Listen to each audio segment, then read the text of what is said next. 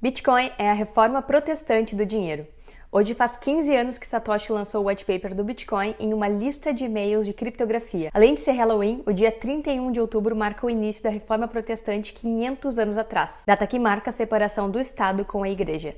Será que Satoshi quis dizer algo com essa data? Em 1500, a Igreja era uma força centralizadora. O Papa tinha exército, cobrava impostos e indulgências, um valor para reduzir o tempo no purgatório. Poucos sabiam ler, livros eram caros e as notícias se espalhavam no boca a boca. A Igreja era a única fonte de notícia e educação. Martinho Lutero percebeu os abusos de poder da Igreja e iniciou um movimento pacífico e separatista conhecido como a Reforma Protestante. Foi uma das maiores renúncias ao poder centralizado na história ocidental. Ele traduziu a Bíblia antes só disponível em latim para a leitura dos padres. Ele imaginou se cada pessoa pudesse ser estudiosa por conta própria e tendo um relacionamento direto com Deus, sem necessidade de confiar em terceiros, como um padre. Parece familiar, não parece? Essa mudança toda se acelerou com a criação da prensa de impressão, que permitiu a replicação de documentos como a Bíblia e que ela fosse distribuída na língua falada de forma barata pela primeira vez, o que também tirou da Igreja o papel de única fonte de informação e cultura da época. A partir daí, a Igreja se tornou uma organização voluntária e não mais autocrática. Será que esse não é o futuro dos governos, a separação do dinheiro e do Estado, assim como foi a separação da Igreja do Estado? Agora imagina a mudança se governos perderem o poder de imprimir dinheiro a benefício próprio, às custas da destruição do poder de compra de todo mundo. Além do dia 31 de outubro, Satoshi deixou mais um easter egg correlacionado às datas do Bitcoin com a Reforma Protestante. 13 de janeiro, quando o bloco Gênesis foi minerado, é o dia em que Martinho Lutero foi excomungado pelo Papa da época. Como sempre, quem centraliza o poder não tolera ver tecnologias que libertam as pessoas sendo criadas e adotadas. Satoshi também teria sido perseguido e excluído do sistema caso ele revelasse a sua identidade. Daí o principal motivo do seu desaparecimento e anonimato até hoje. É por isso que o lançamento do white paper no dia 31 de outubro não foi coincidência. Satoshi deixou os pontos bem expostos para quem quisesse conectar. Bitcoin é a separação do dinheiro, do Estado. Feliz White Paper Day today.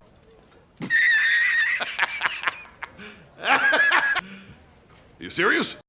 E se o Bitcoin é uma espécie de arma monetária que vazou de dentro de um dos laboratórios da Agência de Segurança Nacional do governo dos Estados Unidos? Eu sei, essa ideia pode parecer maluca, mas é o que algumas figuras proeminentes de dentro do mercado cripto têm defendido. E tudo isso é baseado em um documento lançado em 1998 chamado How to Make a Mint: The Cryptography of Anonymous Electronic Cash. Basicamente algo como criando uma casa da moeda usando criptografia para sistemas digitais anônimos. Um dos autores que assina esse documento é o pesquisador Okamoto Tatsuaki.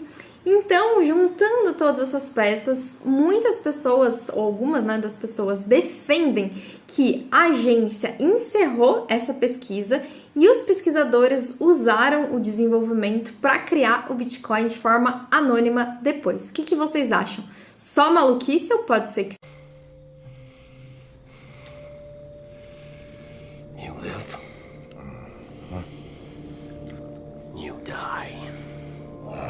Now we're talking.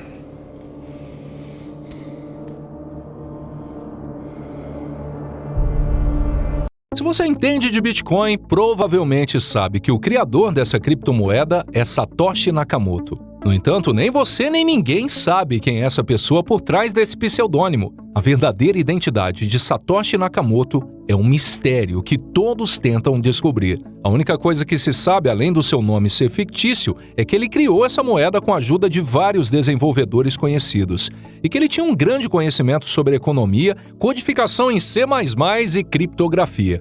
Acredita-se que ele possua 1 milhão de bitcoins que permanecem intocados até hoje. Algumas pessoas acreditam que ele nunca irá vender seus bitcoins, já outras acham que ele está esperando o momento certo para mexer em sua fortuna. Mas existem algumas teorias que tentam descobrir quem é Satoshi Nakamoto. Será que ele está vivo? Será que ele é uma pessoa ou um grupo de pessoas? Ou será que possui uma empresa ou até mesmo um governo americano por trás da criação do Bitcoin?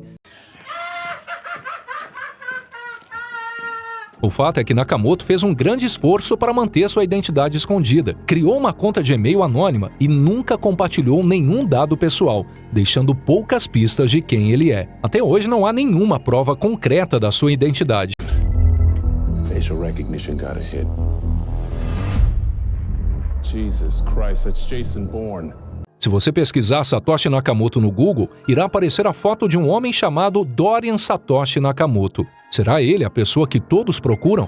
Dorian passou a ser suspeito número 1 no ano de 2014, quando uma revista publicou um artigo dizendo que Dorian era o criador do Bitcoin, com uma foto sua e de sua casa. Várias pessoas e a mídia passaram a perseguir Dorian na sua casa e no seu trabalho, e ele não estava entendendo o porquê. Quando o repórter o questionou no que ele estava trabalhando entre 2007 a 2009, Dorian apenas disse que estava trabalhando em um projeto confidencial e que ele não poderia dar mais detalhes. Isso foi suficiente para que todos tivessem a certeza que Dorian era de fato Satoshi. Até porque era o seu nome. Porém, seria um pouco estranho que Satoshi, que era bastante obcecado por criptografia e pelo anonimato, usasse seu nome verdadeiro como pseudônimo. Depois de um tempo, Dorian concedeu algumas entrevistas falando que ele não era o criador do Bitcoin e que ele nem sabia o que era aquela moeda antes de toda a confusão. Dorian era apenas um físico e engenheiro que trabalhou para empresas de tecnologia e finanças. Porém, ele não tinha nenhuma experiência em programação nem em criptografia. Além disso, ele não tinha sotaque nem escrevia em inglês britânico.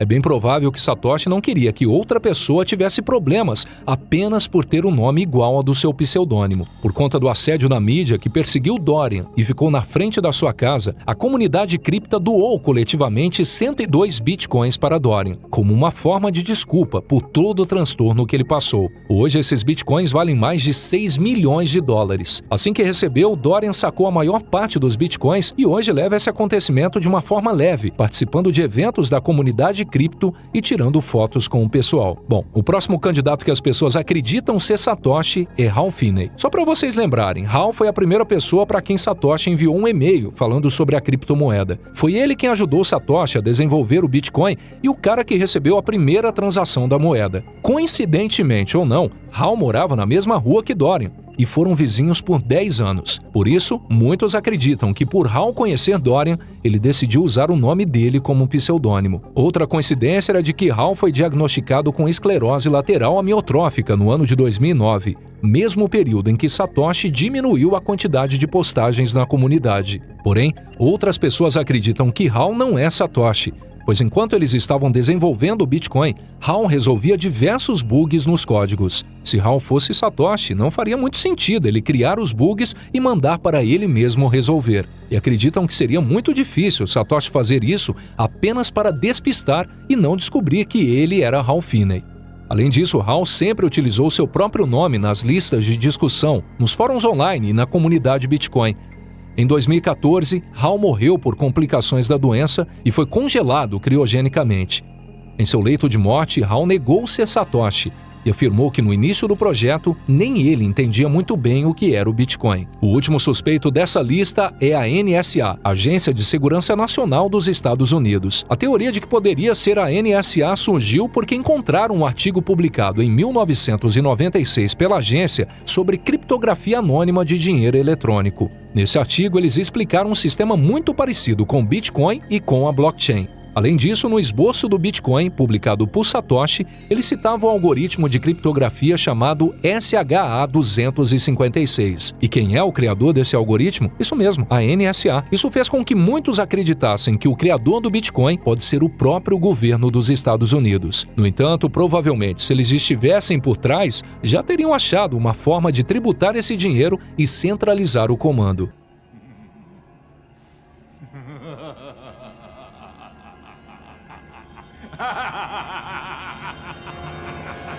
Criptomoedas são uma fraude financeira de uma família de fraudes que inclui esquema pirâmide, que inclui esquemas Ponzi, esquemas multilevel, esquemas loterias e assim por diante. Então, a volatilidade desse tipo de moeda é incurável.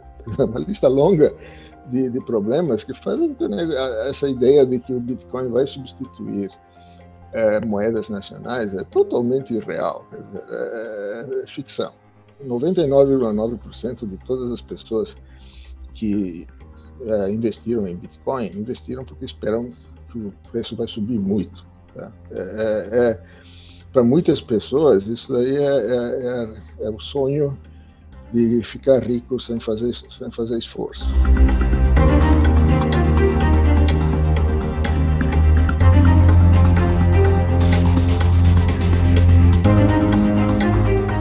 O mercado de criptomoedas sofreu uma grande baixa nessas últimas semanas, tendo perdido valor de mais de 70% desde novembro do ano passado. Entre alguns dos motivos elencados pelos economistas são o aumento dos juros nos Estados Unidos, a guerra na Ucrânia e uma volatilidade de liquidez nos mercados. Porém, estamos aqui hoje com o professor da Unicamp e PhD da Universidade de Stanford, o Jorge Stolfi, que diz que as criptomoedas não são necessariamente um mercado de ações, de investimentos comum, mas um esquema de pirâmide. Professor, o senhor disse que as criptomoedas são uma fraude financeira.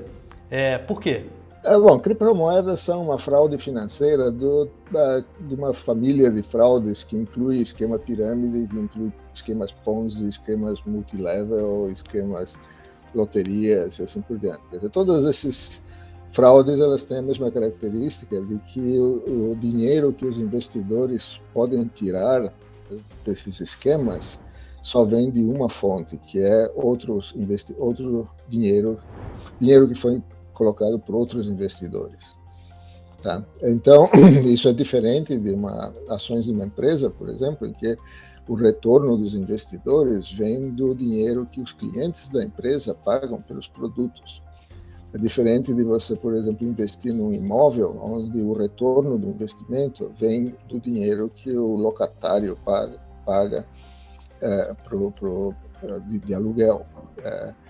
É diferente do rendimento de um empréstimo que você faz, um título de tesouro, em que o rendimento vem de atividades que a pessoa que recebeu o empréstimo desenvolve, e ela ganha dinheiro de alguma forma e te devolve isso com juros, certo? Então, criptomoedas não tem nada disso, não tem nenhuma fonte de renda, nenhuma fonte de riqueza que crie nova riqueza que possa devolver o dinheiro que os investidores colocaram.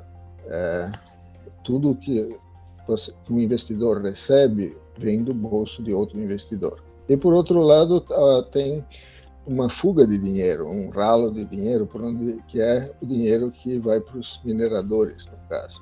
Tá? De modo geral, em todos esses esquemas tem uma fuga de dinheiro que vai para os organizadores, e no caso do Bitcoin são os mineradores que recebem atualmente 20 milhões de dólares por dia pelos Bitcoins que eles produzem e vendem para os investidores.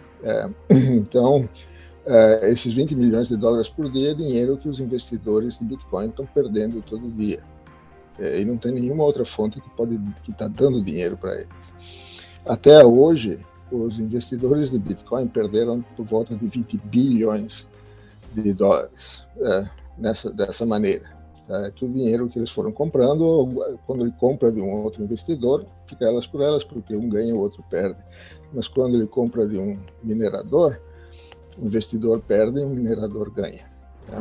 E esse é basicamente o movimento de dinheiro nesse esquema. Por isso que ele é um esquema fraude, um esquema pirâmide, um esquema insustentável. Tá? Mas tem muitos entusiastas, né?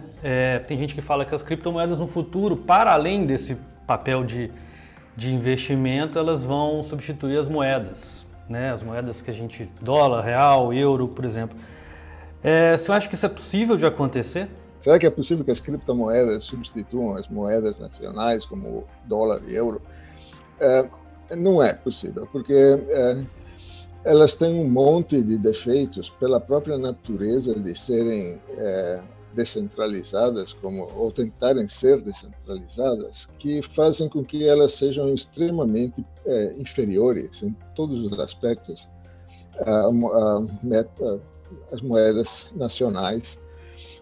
A primeira delas é a volatilidade, quer dizer, é o fato de que o valor de um Bitcoin pode variar 10% ou mais em questão de minutos, certo? Isso torna o Bitcoin completamente inútil para qualquer tipo de atividade comercial. Um lojista não pode receber um pagamento em Bitcoin que dali a 10 minutos vai valer 10% menos. A margem de lucro dessas pessoas geralmente é 5% ou menos. Né? Então, essa volatilidade é inerente porque a maior parte dos Bitcoins estão sendo guardados por pessoas que esperam que o preço suba. Então, só tem uma pequena quantidade de bitcoins que estão em circulação como moeda. Então, qualquer mudança sei lá, qualquer ventinho que sopra, que muda o humor dessas pessoas que estão investindo em Bitcoin, fazem com que elas tentem vender os Bitcoins ou comprar Bitcoins. E isso faz, então, mesmo que elas vendam só 1% daquilo que elas têm, isso dobra a quantidade de dinheiro em circulação. Então, a volatilidade desse tipo de moeda é incurável. Tá? E tem um monte de outros problemas, tipo, leva 10 minutos em média para você receber uma confirmação. Com cartões de crédito, por exemplo, leva menos de 10 segundos. Tá? E 10 minutos é otimista. Tem casos, tem situações aí em que já levou 6 semanas para confirmar um pagamento.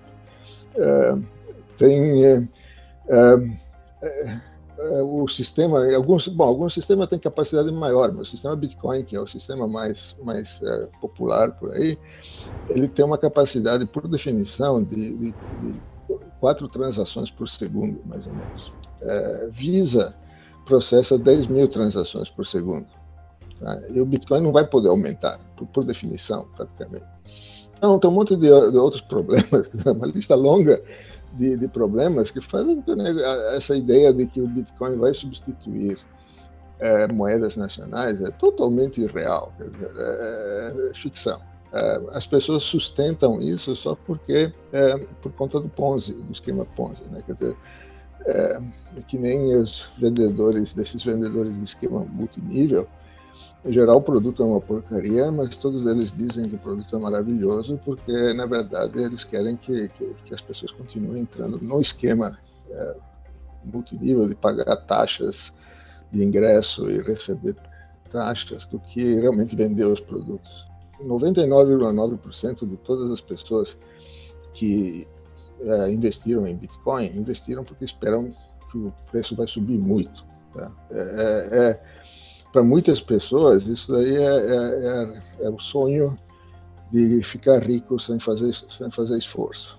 O fato da tecnologia ser anônima leva a ela ser uma fonte, né, uma moeda, uma criptomoeda, uma forma de transação bastante usada por criminosos. Qual que é a relação do Bitcoin ou das outras moedas, tipo o Ethereum, com esquemas criminosos, com ransomware, que são os sequestros, né, virtuais, de certa forma, de dados? Como é que o senhor vê essa relação? Um dos muitos problemas das criptomoedas é que elas têm uma relação muito forte com o crime. Na verdade, quer dizer, elas só são realmente úteis para pagamentos ilegais. Não porque elas sejam um bom sistema de pagamento, porque a moeda seja forte ou qualquer coisa assim, mas simplesmente porque os pagamentos são processados pelos mineradores sem menor respeito pelas leis de anti-lavagem de dinheiro. Então, existem leis em quase todos os países que obrigam, por exemplo, bancos a saber a identidade dos seus clientes, a verificar a identidade real das pessoas. E existem leis que obrigam os bancos a notificar o governo qualquer transação acima de um certo valor e qualquer transação que seja suspeita por qualquer outra razão.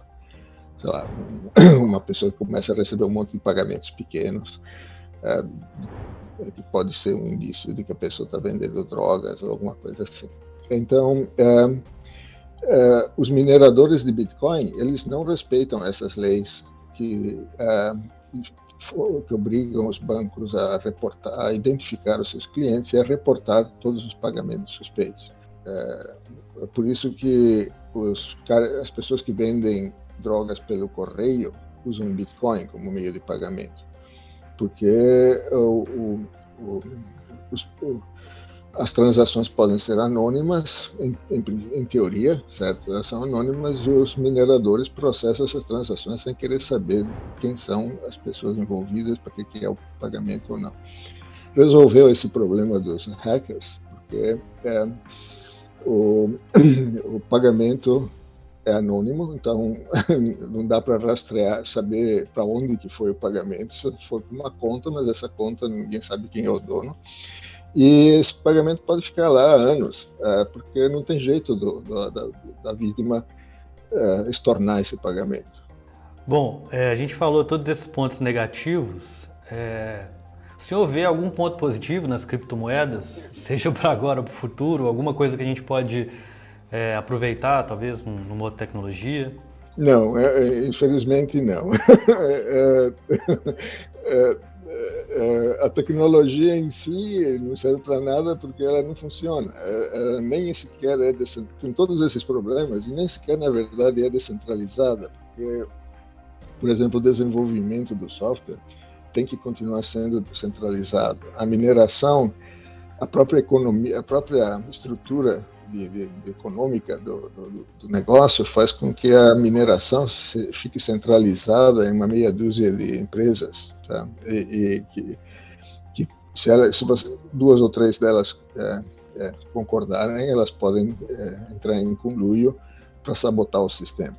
Então, nem sequer essa tecnologia não consegue fazer nem sequer a coisa para a qual ela tinha sido projetada, que é um sistema de pagamento descentralizado. Mestre, sabemos que és homem de verdade e de ninguém se te dá porque não olhas a aparência dos homens. Antes, com verdade, ensinas o caminho de Deus. É lícito dar tributo a César ou não? Daremos ou não daremos? Por que me tentais, hipócritas? Mostrai-me a moeda do tributo. De quem é esta imagem e inscrição? De César. Dai, pois, a César o que é de César, e a Deus o que é de Deus.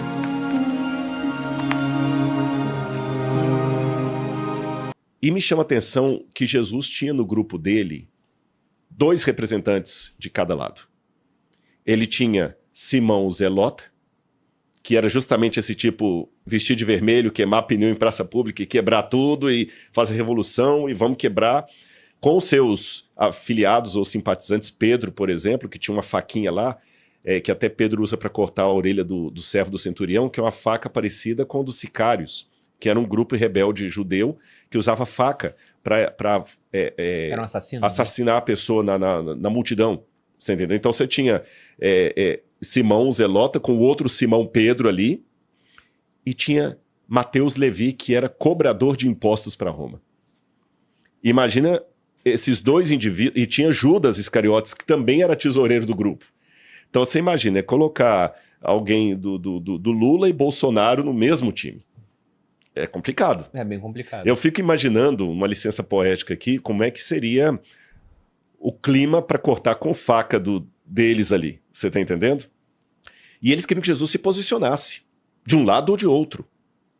Jesus se posicionou mostrando justamente a virtude, o que está acima daquelas discussões.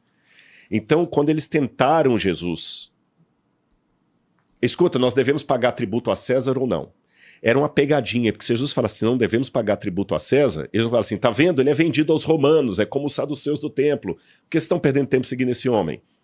Se Jesus fala assim, não é para pagar tributo a César, tá vendo? Ele é zelota, tem que prender Jesus, ele é perigoso, não sei o que e tudo mais. Jesus falou o seguinte, gente, essa é a discussão mais importante no momento? Traga-me um denário. Trouxeram.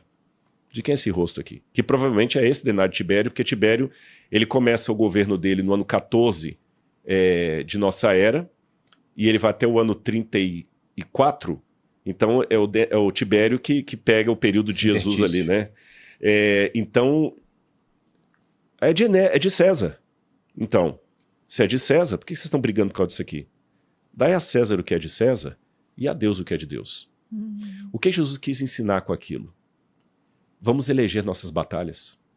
Se você não brigar por nada, você vai ser uma barata tonta, sangue de barata. Se você brigar por tudo, você não vai ser um chato. A Malu não vai aguentar conviver com você. Vocês devem ter bons advogados e as situações que você vai precisar acionar o seu jurídico Porque a coisa foi séria. Vamos supor que alguém faz uma coisa na internet contra a sua esposa ou contra você e peraí, foi demais. Vou acionar meu jurídico. Agora, se você ficar acionando advogado por cada vez que um avião atrasa, por cada vez que a sua mala vem sem a rodinha, vai ser terrível a convivência com você. Você vai ser um chato. Então, se você não faz nada, você é um fraco. Se você faz demais, equilíbrio. Vamos eleger nossas batalhas. Nós temos coisas mais importantes para resolver do que ficar brigando por imposto de César. César está roubando? Vamos nós nos tratar bem, vamos criar situações aqui. Eu acho que uma aplicação muito prática do que Jesus fez ou falou foi dada por Martin Luther King Jr., quando ele estava na luta pelos direitos civis americanos. Você tinha de um lado Malcolm X, que queria quebrar tudo, queria quebrar a igreja dos brancos, queria aquela coisa toda. O que o Martin Luther King fez? Não. Já que nós não podemos sentar no banco dos brancos, no ônibus, para que a gente vai queimar o ônibus? O ônibus é deles? Tá bom. Fica com o ônibus para vocês. Vamos a pé para o trabalho. Vamos a pé. O Malcolm X queria queimar pneu em praça pública, fechar as rodovias e queimar os ônibus. O Martin Luther King falou assim, não. Dê o ônibus para os brancos, já que eles brigam tanto, dai a César o que é de César. Vamos fazer diferente a nossa revolução. Não vamos andar de ônibus. Simples assim. No instantinho, mudaram a lei. Então eu acho que é assim que eu entendo a ideia de Jesus. É ser pacifista, mas não idiota.